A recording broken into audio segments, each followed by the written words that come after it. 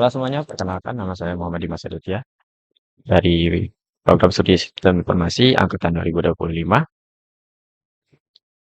Universitas Tanjung Pura.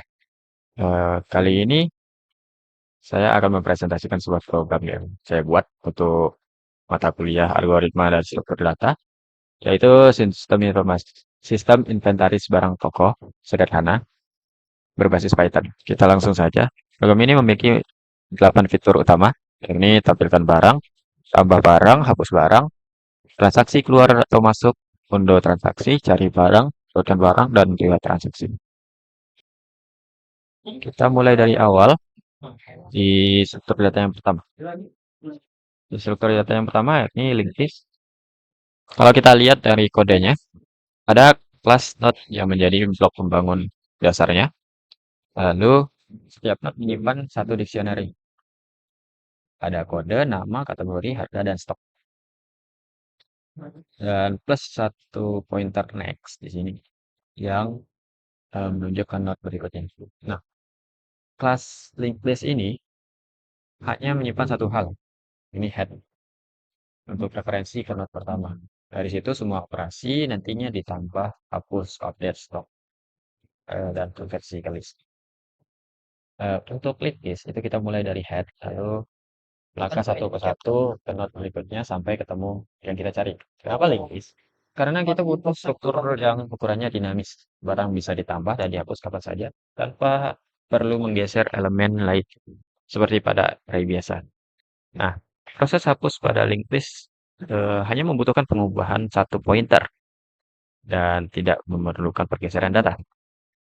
Namun, linked list ini mempunyai kelemahan, yakni semakin banyak barang, maka semakin lama pencariannya. Disinilah hash table berfungsi. Oke, mari kita ke lagi hash table.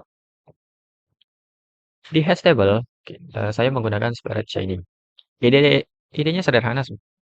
Daripada mencari barang satu persatu dari depan menggunakan linked list, kenapa kita tidak langsung lompat saja ke posisi yang tepat?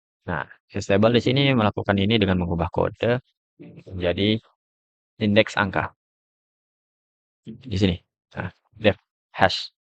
Di fungsi hash ini kita mengubah nilai, dia menjumlahkan nilai ASCII dari setiap karakter kode produk, lalu mengambil sisanya setelah kapasitas tabel dengan kapasitas 50 slot. Tapi bagaimana kalau misalnya dua kode berbeda menghasilkan indeks yang sama? Nah, ini namanya collision dan kita tangani dengan spread chaining. Setiap slot bukan menyimpan satu nilai tapi sebuah list. Jadi ketika terjadi collision, nilai baru hanya ditambah ke list di slot tersebut. Hash table ini konstan, tidak peduli berapa banyak barang yang ada. Ini kenapa saya menyimpan data barang di dua tempat sekaligus. Linked list untuk urutan dan transversal, dan hash table untuk pencarian yang cepat. Keduanya selalu sinkron. Setiap saya menambahkan data atau mengubah di satu tempat, perubahan yang sama akan diterapkan di tempat yang lain. Oke, kita masuk ke struktur data yang ketiga. Ada stack.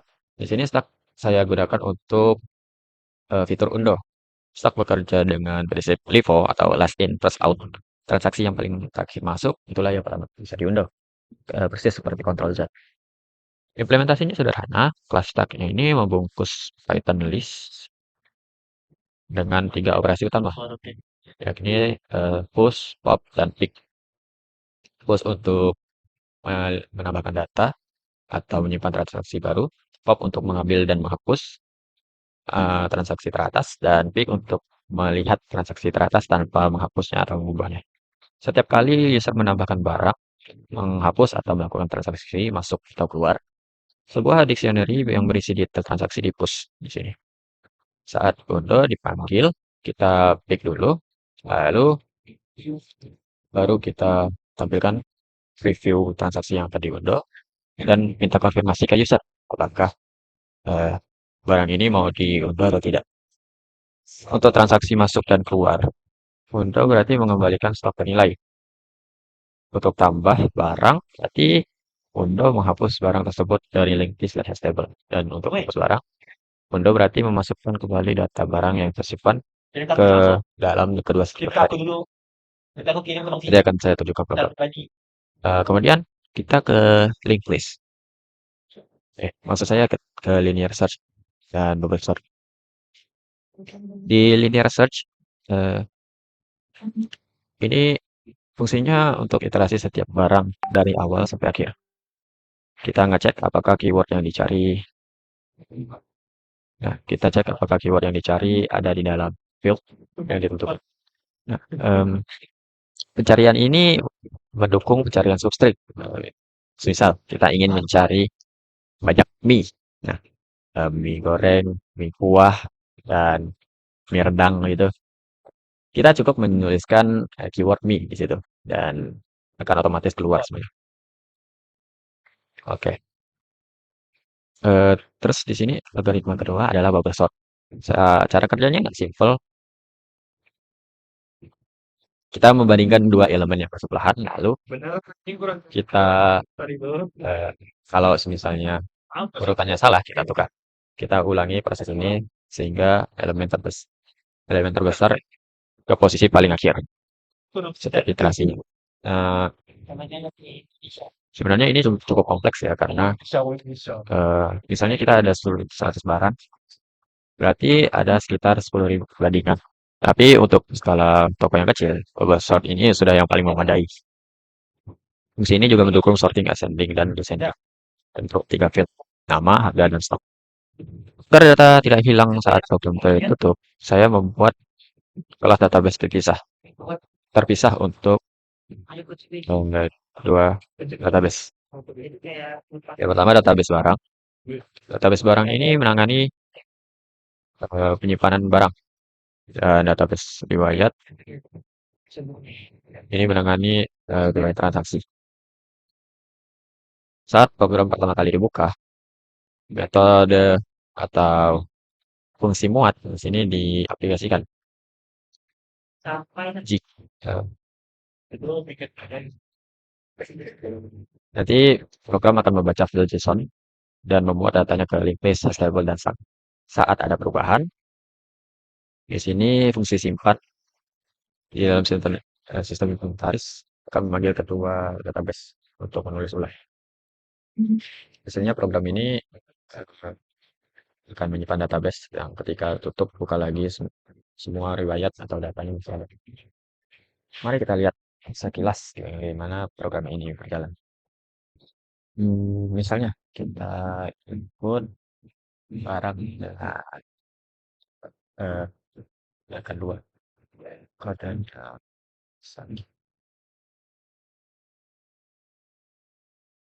botol.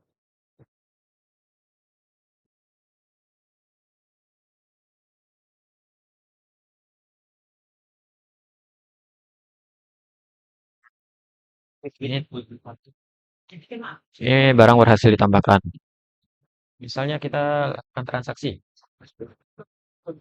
Paling transaksi. Keluar. Enggak terlalu spesial-spesialnya.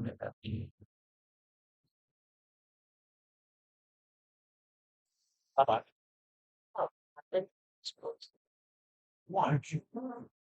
Nah, program mengecek stok di stable lalu memvalidasi kecukupan stok. Jika stoknya cukup, barang akan dikeluarkan dan diperbarui di link list dan stable. Ini ada juga record untuk transaksi. Sekarang kita coba untuk transaksi tadi. Nah, nomor 5.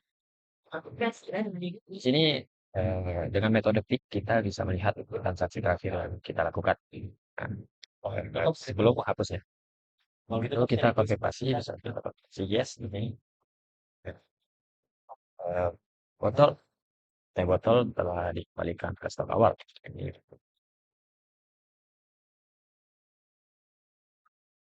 Selanjutnya kita coba yang lain, misalnya tampilkan barang. Tampilkan barang di sini dengan klik satu. Semua barang akan ditampilkan di sini sesuai urutan input. Oke, yang lain kita coba bus barang. berdasarkan produk-produk, misalnya BRQ, B4. Nah, kita di sini ada preview apakah hapus teh botol dan konfirmasi. Kita tekan yes di sini. Teh botol berhasil hapus. Tapi juga bisa unduh lagi, review lagi, unduh transaksi hapus teh botol. Yes, gitu. Apa yang cari? Kita coba cari ya. Di sini bisa cari dengan kode atau cari dengan nama. Saya coba implementasikan aja cepat ya. BRG001 itu di Indomie goreng. Kita coba cari dengan metode wait.